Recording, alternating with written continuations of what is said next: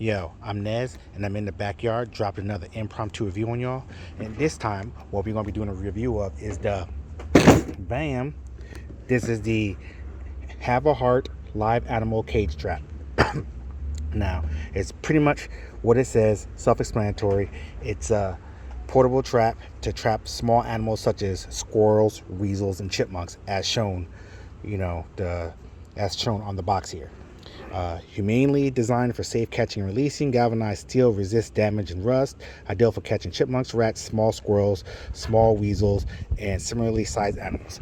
Now, I don't necessarily have a problem, which is the reason why I want to. I got this mainly to try to trap some squirrels, and I don't have a problem with them. It's just that I created a little mini habitat for my squirrels. Not so much as a habitat, it's just a place for them to feed. I built a little feeder, and which prompted me to buy a bird feeder because I saw that it attracted a bunch of birds, and so on and so forth. It just kept escalating, and then I kept putting different cameras up there so I could have different camera views and watching them. So now I started noticing I started getting different squirrels. I think I have minimum 2, but I think there's 3 different squirrels that visit on a regular. So I'm catching them to try to mark them somehow, so that way I can see which squirrel is coming each time. Because they each have different behaviors, and I like to know which one is which. So I basically want to catch them and then kind of mark their tails somehow with some. I'm trying to look to see if I can find some humane kind of like food coloring or something like that, or something animal friendly to like maybe just put like a little bit of color on their tail, just so I can see the difference between the squirrels. So that's the reason why I got this. Now that you know, let's get into this. If you have any suggestions as to what I can use for coloring them that's humane, please let me know in the comments down below. I really appreciate it because I know nothing about that. I'm researching that as we speak, trying to figure it out. But in the meantime, I got this to try to catch them.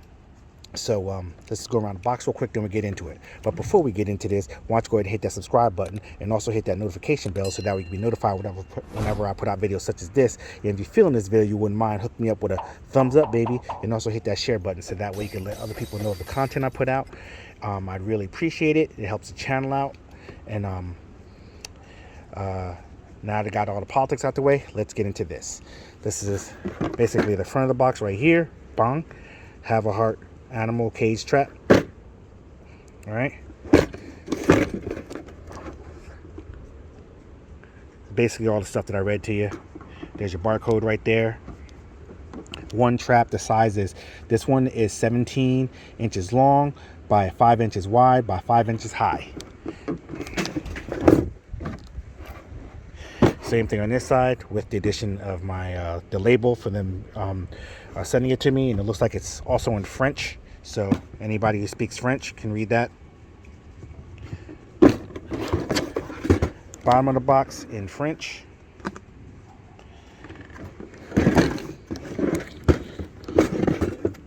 Top of the box in English.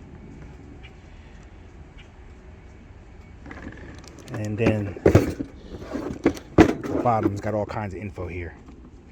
You can pause it and read it at your leisure. I like how they put a number down there so you can contact me if you have an issue. I love it when they do that. I like everything else made in China.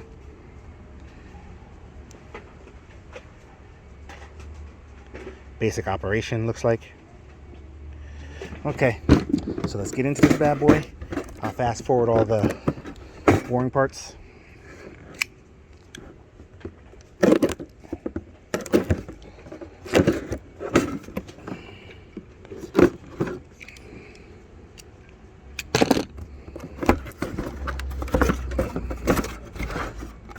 Okay, when you open it up, got some literature. I would ordinarily toss this because, I don't like reading, but I don't know how to operate stuff like this. So I'm going to just put that to the side there. Because you know how I normally feel. I don't like reading that stuff. I like to try to figure it out on myself.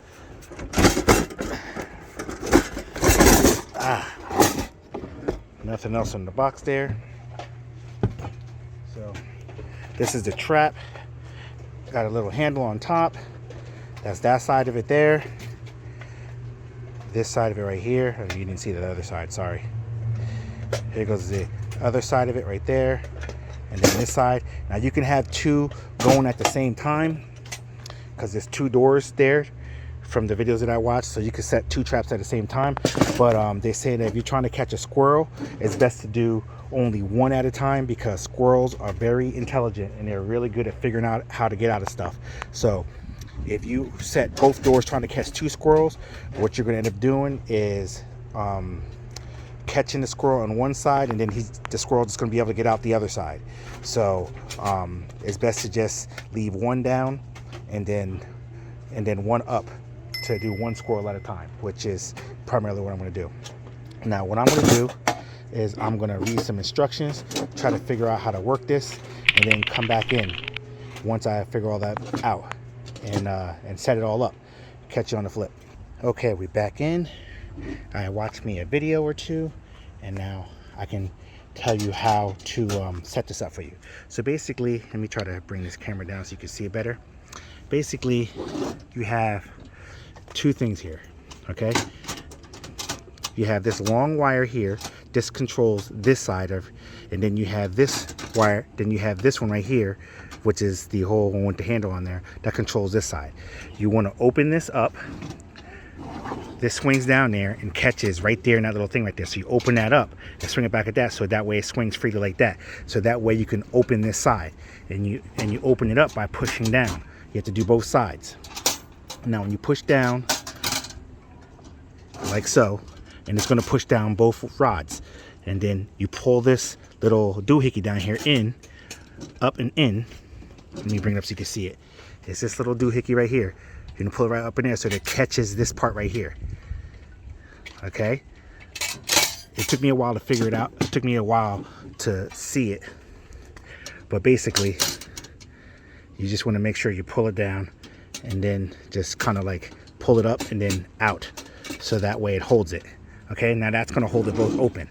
Now once you got them both open, you flip the rods back, because when these doors fall down, this is going to also fall with it and then get lodged in there, and it's going to keep it from opening back up. So basically what happens is, the squirrel or whatever vermin you're trying to catch, you put the food on this tray right here. They go in there and they step on the tray to get the food, and once they push weight down on this, it'll move this little finicky little thing right there, and then it'll release the both sides and lock the doors. Now they're saying for a squirrel you should only do one side. So if you just want to do one side, here, let me undo it. You do everything all over again, undo the locks. Now you pull this bar out, so that way when you go to put it down, only one side is going to open up, like so. You see just the one side is open. You swing that back. Make sure this other side is swung back too, so that way it's in a locking position. You want to always make sure it's locked. When it's locked, the door won't open up. See? Won't open. So now that you have the one side open, you bring your pin over like I showed you before, and grab it, and then you grab it there. Boom. Then what I would suggest for a squirrel is to, or any animal, put the bait as far back as possible. So you're making them put as much weight on this as possible, because I found out just from playing with it for a few minutes that it can, and sometimes it doesn't release all the way when you press down on it. So I was jiggling it for a minute and wouldn't release, because sometimes this will get stuck, especially, you know, they're saying it's not supposed to rust, but I know if a little rust gets there, it's going to kind of like hold.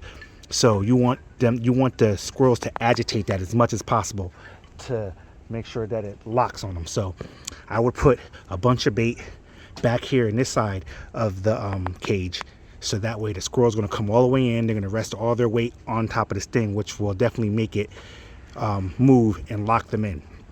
And while they're in there, they'll have a whole bunch of bait to eat. So I will get a whole bunch of whole shell nuts, so that way they'll have food in there, but they won't be able to eat it fast, and it'll sustain them for a while.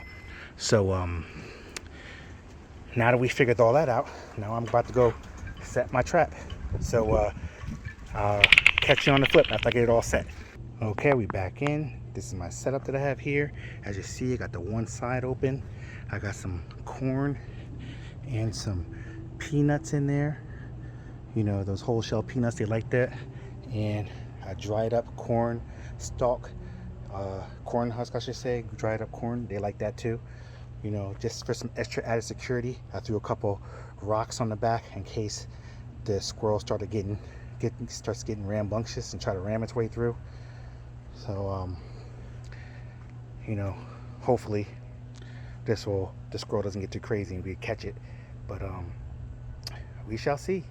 Hopefully I'll come out tomorrow and we'll have a live squirrel in there, and hopefully I'll figure out a solution tonight of how I can tag it. So catch you on the flip. Drastic times call for drastic measures. I have to resort to using bricks because either this trap sucks or the squirrel that keeps getting caught in here is literally Debo from the movie Friday, because he keeps busting out of here. Now you see I have the trap set correctly just in case, because when I post this video, that's going to be the first thing that people are going to, or someone's going to say, is that it's set incorrectly. It's set correctly. It's barely on there.